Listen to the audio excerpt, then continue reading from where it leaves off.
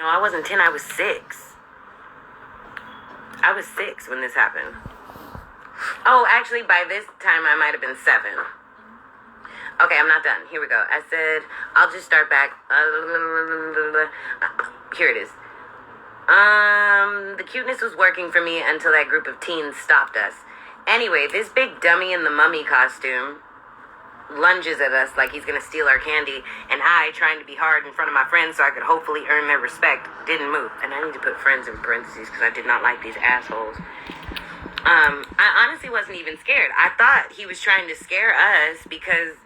I thought he was just trying to scare us because what kind of world would we be living in if someone clearly too old to be trick-or-treating came outside to take candy from babies? Literal babies. Well, my so-called friends apparently knew what time it was because they took off running at top speed, leaving me alone and very vulnerable. He snatched my pillowcase full of candy, and I held on as tight as I could, but basically being dragged by it. But I was not about to lose a good yield. I worked hard in this dumbass costume for this candy, so I earned it. I held on as tight as I could until he forcefully pushed me down, knocking the wind out of me, yanked my pillowcase free of my grasp, and ran off. Now remember, I'm dressed as a pumpkin. And it was a legit costume with the wires and everything, so my ass just rolled around in the grass crying, unable to get up until an adult helped me. I walked back to their place alone, with no candy or dignity left, but all the feelings of hurt and shame. When I got covered in scrapes and tears, the kids weren't at all concerned. They were actively trading candy like I wasn't just assaulted and abandoned. I told everyone what happened. They all laughed. Everyone. Even my mother when she arrived.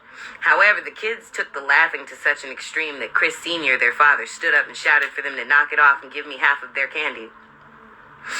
It was rare that it was rare that Big Chris intervened in the children's affairs, but I think he genuinely felt bad for me. I was tiny. Like, I was a little stick figure with a big-ass head, which probably contributed to me being stuck on the ground like a turtle on its back. Like, I wanted to put up a better fight, but my costume wouldn't allow it. I was absolutely low-hanging fruit, or rather, more accurately, low-hanging squash. My vindication was short-lived, however, because my good old mommy dearest said that I didn't need all that candy and made me give it back. The one highlight of the night, and she made me give it back. And when I asked her why, there wasn't even a real response. I think she just didn't want to feel like she was getting handouts. But what the fuck is free babysitting, Mom? A couple weeks later, they locked me in a haunted house, and when they finally set me free, they pelted me with fruit. My innocence was something to scoff at, apparently, and I was never black enough to them either, so... In fact, it became a recurring theme throughout my life. I hate grape soda, I didn't know what Sakatumi cake was, and I still don't eat fried chicken. So they made fun of me for everything, every chance they got. I wasn't allowed to come home dirty, and they knew that, so I couldn't climb the trees or rough house the way they could. And my mother, like most mothers, was adamant about not tearing up school clothes. So those evil Bebe's brats thought it an opportune moment to teach me what a pomegranate was in my school clothes. I don't eat pomegranates to this day. I don't. I think it's a stupid fucking fruit that requires entirely too much work for very little satisfaction. Super fruit my asshole. Still mad about that pomegranate.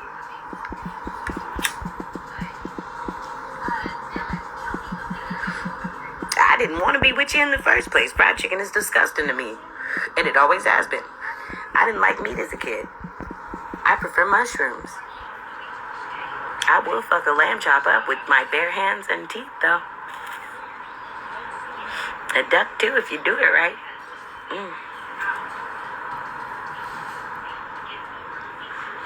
We want to hear, who the fuck is we? How you speaking for other people?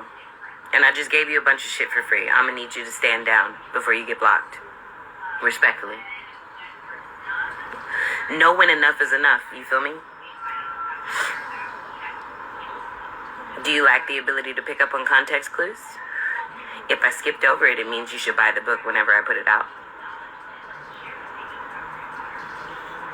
Personally, and this is just me telling you so that you can actually say you know me. Of course, I am West Indian, but you not seen the machete around here and the Guyanese flags all over the fucking apartment? There's one right there. Well, I guess you can't see that, but... Because you know damn well you better not get dirty in them school clothes. You gotta come home, take them bitches off, put on and then you better not have outside clothes. Listen. Lambs are delicious, yeah. You know you're getting a signed copy, girl. You coming to the reading when I do one. Well, when I do one near you, you better come.